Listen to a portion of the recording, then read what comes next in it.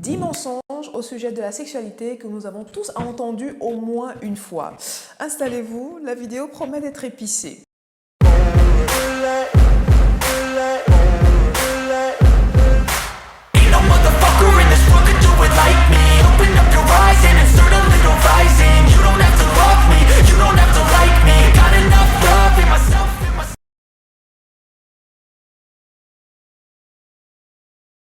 Alors, nous avons tous et toutes des croyances au sujet de notre sexualité, que ce soit via notre éducation que nous avons reçue à l'école, à l'église, entre amis, en famille, etc. Et suite à nos expériences personnelles. Ok, c'est normal. Nous avons tous des idées préconçues au sujet de la sexualité. Et en soi, avoir des croyances, ce n'est pas mauvais, mais dans le cadre de la sexualité, bien souvent, ces croyances-là sont à l'origine de frustrations que nous pouvons vivre dans notre intimité. Alors, dans la vidéo du jour, je vais vous lister 10 croyances, 10 idées reçues que nous avons probablement entendues au moins une fois ou bien expérimentées, que nous-mêmes nous avons adoptées, nous avons intégrées au moins une fois et qui ont contribué dans une certaine mesure à avoir un impact plutôt négatif ou positif pour certains, c'est exceptionnel, mais bon voilà, un impact sur notre sexualité. Donc, restez bien assis parce que je sens que je vais en choquer plus d'un et plus d'une. Voilà. Commençons. Mensonge numéro 1, la sexualité se limite au crac-crac boum-boum, comme j'aime souvent le dire, c'est-à-dire ça se limite à la pénétration. Donc, dès qu'on entend parler de sexualité, on parle de rapport sexuel avec pénétration d'office. Non, c'est faux. La sexualité, ce n'est pas que la pénétration. La sexualité, c'est le jeu de séduction, c'est les préliminaires, ce sont les caresses, c'est le soin à l'autre, c'est le soin à soi aussi. C'est tout ce partage-là, ce jeu de séduction, tout ce qui entoure finalement l'acte sexuel, et s'il y a pénétration, ma foi, tant mieux. Dans la sexualité, ce n'est pas que la pénétration. Deuxième mensonge, la sexualité c'est quelque chose de spontané et de naturel. Archi faux. La sexualité ce n'est ni spontané ni naturel, c'est un acte dynamique, c'est quelque chose de proactif. Donc, on fait la démarche d'avoir un rapport sexuel, on prend l'initiative d'initier un jeu de séduction, de caresser, c'est de l'énergie, c'est du temps, c'est de l'investissement. Donc non, la sexualité ce n'est pas quelque chose de naturel qui nous tombe dessus comme ça, à moins que voilà, ça vous convienne et que bon, vous vouliez être simplement spectateur ou spectatrice de votre sexualité. Mais à partir du moment où vous souhaitez être acteur, non, la sexualité n'a rien de naturel. Mensonge numéro 3, oui 3 c'est comme ça, ouais. Mensonge numéro 3, l'homme doit faire jouir et donner un orgasme à la femme. Faux, archi faux. Ce n'est pas l'obligation de l'homme de faire jouir et donner un orgasme à sa femme, bien qu'on a tendance à dire qu'il est pourvoyeur financier, voire même sexuel de la femme, bon, parenthèse. Mais la femme est aussi responsable pendant l'acte sexuel de sa jouissance et de son orgasme. La femme doit aller chercher sa jouissance et son orgasme, et ce n'est pas que le devoir de l'homme de le faire. C'est un partage, c'est un échange mutuel. Et elle n'a pas nécessairement à attendre que tout vienne de l'homme, en fait. Mensonge numéro 4, la femme doit toujours atteindre l'orgasme. Faux, archi faux, faux, non. Et je crois même qu'il y a même des hommes qui stressent à cause de cette histoire-là. Parce que pour eux, si la femme n'atteint pas l'orgasme, en fait, ils sont des mauvais coups. Ce n'est pas vrai. La femme n'est pas forcément obligée d'atteindre un orgasme. Le rapport sexuel, c'est d'abord un moment intime de partage, de plaisir. Et si à la fin, il y a orgasme, eh bien ma foi, tant mieux. Sinon, c'est bien aussi.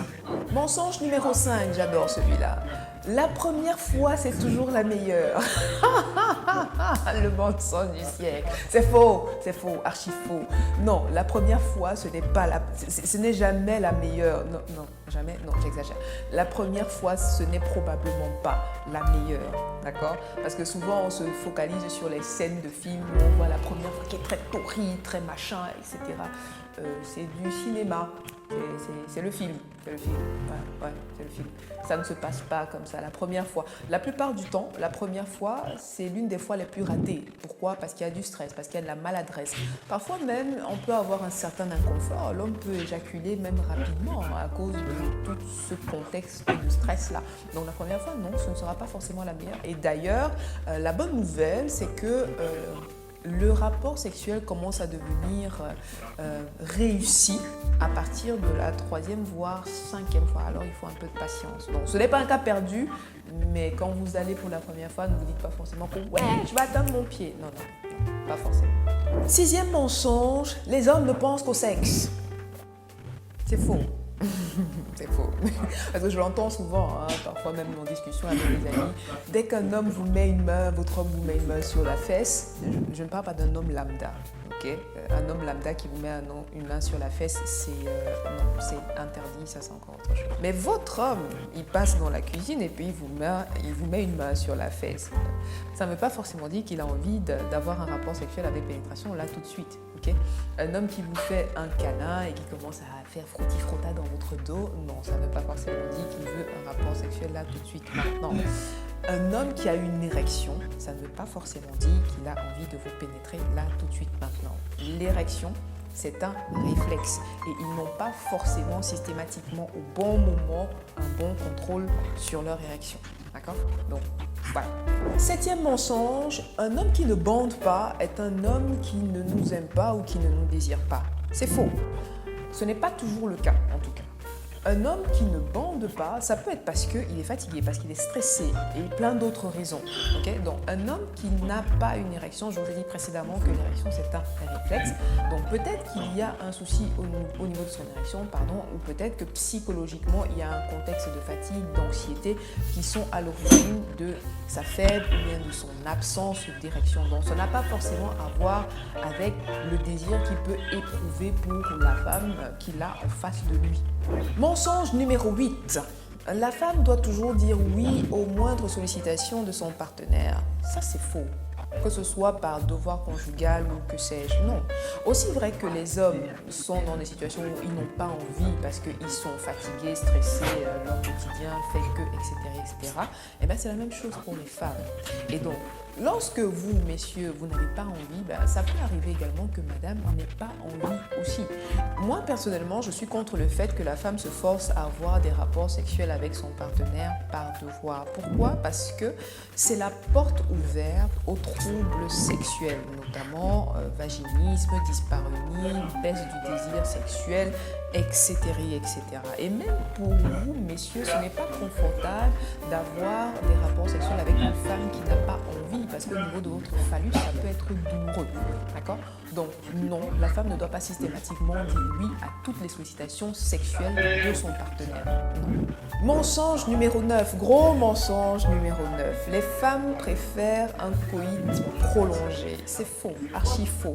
Je pense que souvent les hommes se mettent une sorte de pression en disant que oui, plus je tiens longtemps, mieux ça vaut. Non, toutes les femmes ne veulent pas forcément que vous teniez longtemps pendant le coït, pendant la pénétration. Non, c'est très faux ça. Il n'y a pas très longtemps, j'ai fait une publication sur mon compte Instagram où je parlais justement de ce problème de pression de performance sexuelle, où on dit que l'homme doit tenir X nombre de temps, ou bien on dit un homme doit tenir 2 heures. Et la plupart du temps, quand on dit un homme doit tenir 2 heures, dans la tête d'un homme, ce sera 15 minutes de préliminaire, 1h45 de pénétration, alors que la femme espérera que ce soit 1h45 de préliminaire et 15 minutes de pénétration. Donc les femmes n'ont pas forcément besoin que vous fassiez 2 heures ou je ne sais pas quoi de pénétration, parce qu'il faut savoir que une fois que, pour celles qui y parviennent, une fois que l'orgasme est atteint, les muqueuses vaginales commencent à être vraiment douloureux.